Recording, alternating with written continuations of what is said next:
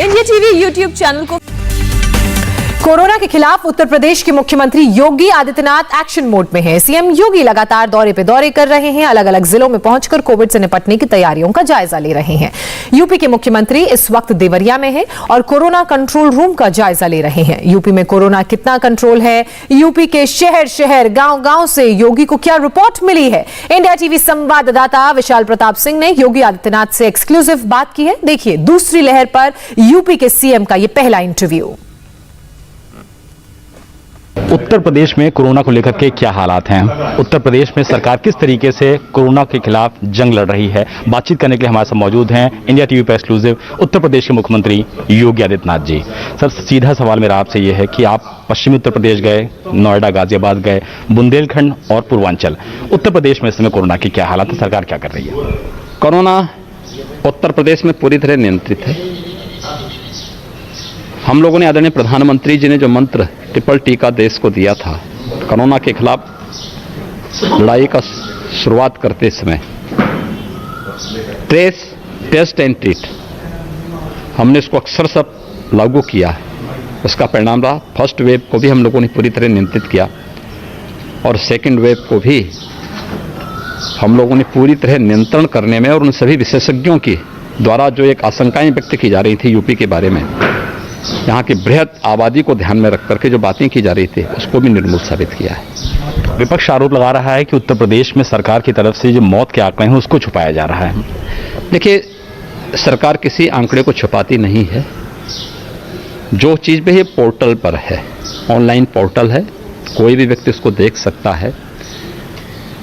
Hospital में जो भी व्यक्ति एडमिट हो रहा है उसे प्रतिदिन अपलोड करने और उनके सभी दस्तावेजों की नियमित जांच भी होती है।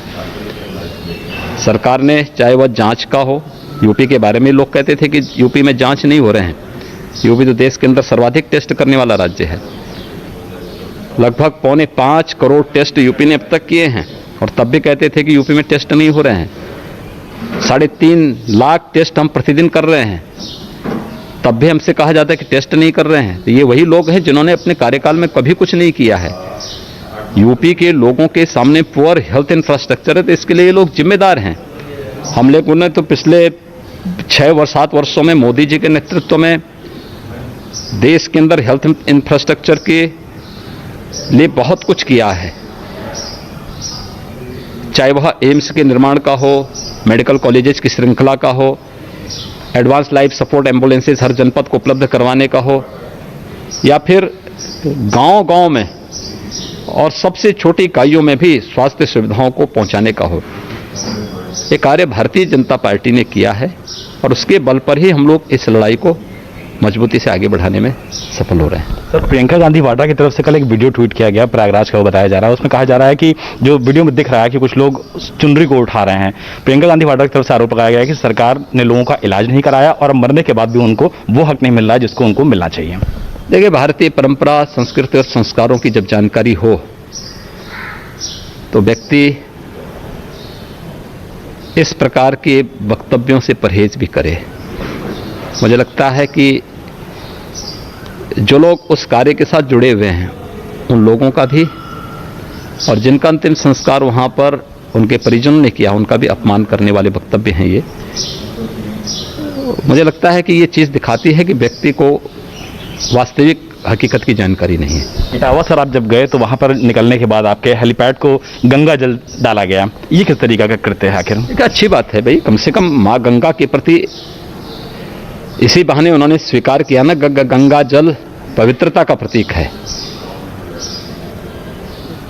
भाजपा के बहाने या मेरे बहाने ही सही, इन सबको भारत की समृद्ध सांस्कृतिक और आध्यात्मिक परंपरा के बारे में कुछ एहसास हो जाता है।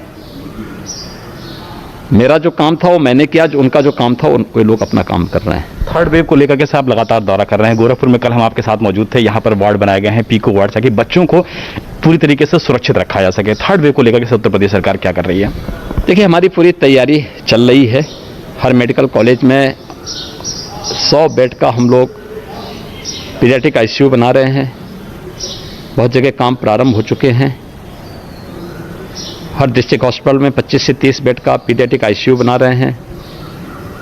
कुछ सीएचसीज में भी हम इसका निर्माण का कार्य प्रारंभ कर रहे हैं।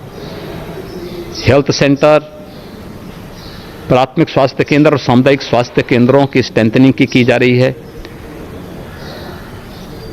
12 साल से कम उम्र के बच्चों के अभिभावकों को भी स्पेशल वैक्सीनेशन बूथ बना करके, अभिभावक स्पेशल बूथ बना करके उनके वैक्सीन से उन्हें सुरक्षा कवच देने की तैयारी चल रही है। 1 जून से कार्यक्रम हमारे प्रारंभ होने जा रहे हैं। सरकार हर प्रकार से तैयार है और स्वच्छता सैनिटाइजेशन की व्यापक कार्रवाई हर गांव, हर कस्बे में चल रही है। फर्स्ट वेव और सेकंड वेव की ही तर्ज पर हम लोग थर्ड वेव को भी, जो आसन्न वेव की बात की जा रही है या आशंकाएं हैं, उसको भी यूपी निर्मूल साबित करेगा। आखिरी सवाल, ये निजी सवाल है सर, चूंकि आप भी कोरोना पॉजिटिव हुए थे, ये माना जाता है कि आदमी मानसिक और शारीरिक रूप से पूरा तरीके से टूट जाता है, लेकिन आप लगातार काम करते रहे, वर्चुअल मीटिंग करते रहे और नेगेटिव होते ही उत्तर प्रदेश के लिए वाकई में आप ग्राउंड जीरो पर निकल पड़े हैं। सर, लोगों को क्या कहना चाहेंगे, कैसे अगर कोरोना होता है तो उसका खिलाफ लड़ाई लड़नी है? देखिए, बीमारी और शत्रु से डरना नहीं, लड़ना है, सावधानी और सतर्कता के साथ में। और ये सावधानी सतर्कता के साथ अगर हम लोग उसकी चुनौती को स्वीकार करके उससे लड़ेंगे तो शत्रु अवश्य परास्त होगा। कोरोना देश का शत्रु है, मानवता का शत्रु है। सतर्कता और सावधानी के साथ हम इसको फेस करें।